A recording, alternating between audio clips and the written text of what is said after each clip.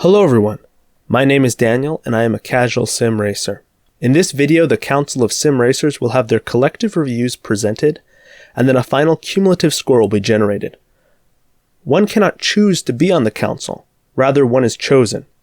However, in order to be eligible, YouTubers must have at least 10,000 subscribers and have a primary focus on sim racing content. The 10 sim racers that are going to be joining us today, not in person, but at least the reviews will be, are Jimmy Broadbent, Super GT, Chris Haye, Gamer Muscle, Racing Paddock, Random Callsign, Simracing 604, and Ermin Hamidovic.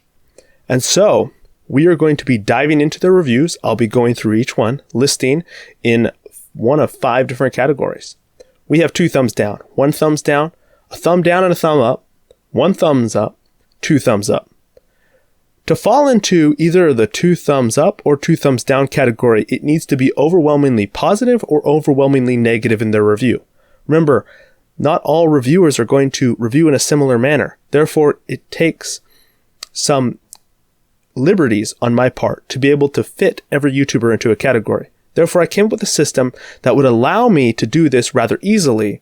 So therefore, if a YouTuber tends to be more positive, it's going to be 1 thumb up. Tends to be more negative, it's going to be 1 thumb down. Those are going to be the most common categories.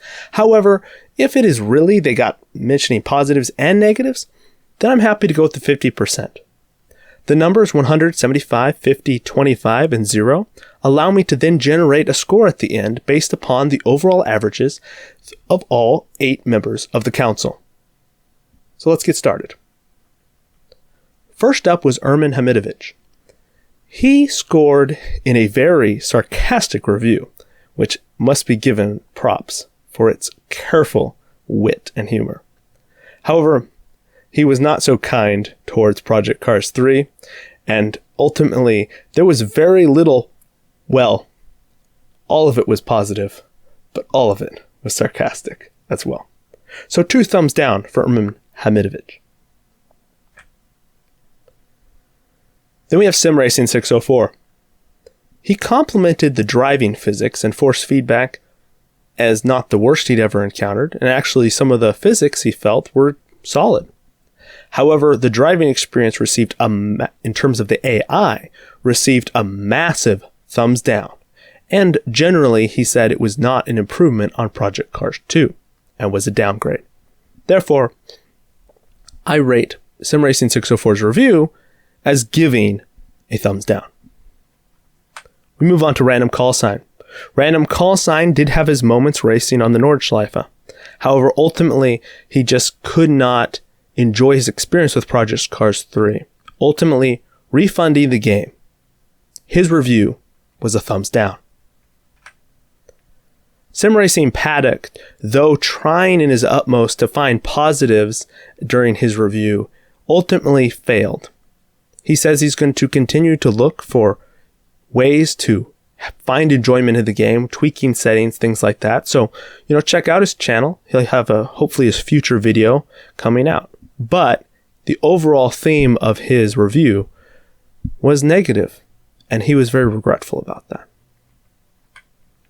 Then we get to Gamer Muscle. Gamer Muscle had a very interesting approach, and he reviewed the game as positive apart from the fact if you're trying to use a wheel. So if you're using a wheel, you're going to have a pretty negative experience, but apart from that, it was pretty good.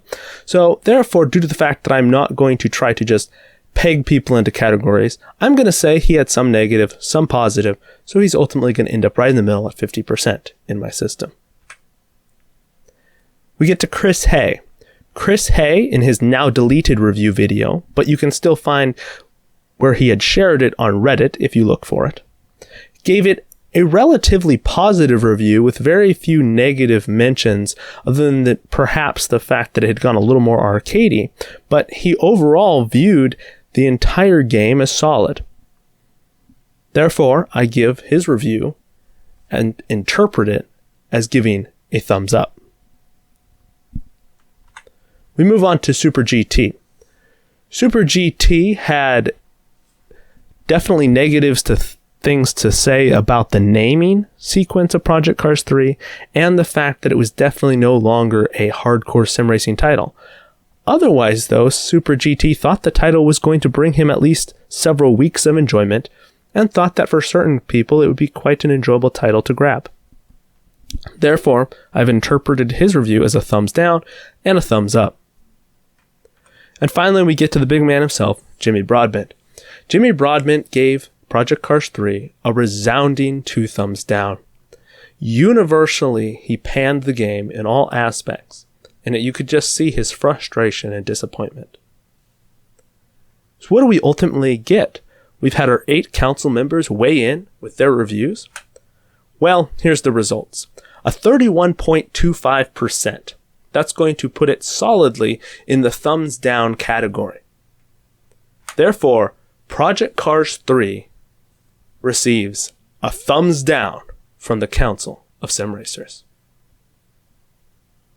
Thank you for watching this video. This is partially just for fun, but I also hope that, you enjoy this summary of all the sim racing reviews that are, about Project Cars 3 currently. It's been a very divisive title, and so I hope that this gives you some feedback on overall trends and things like that. I'm going to link several of the YouTubers who I've mentioned in this video to their review videos in the description below, so feel free to check those out for a more detailed, the actual review for each YouTuber. And of course, if you enjoy content like this, and feel free to check out the rest of my YouTube channel and subscribe, and you won't miss anything in the future. I hope you enjoyed the video, and have a great one, everyone.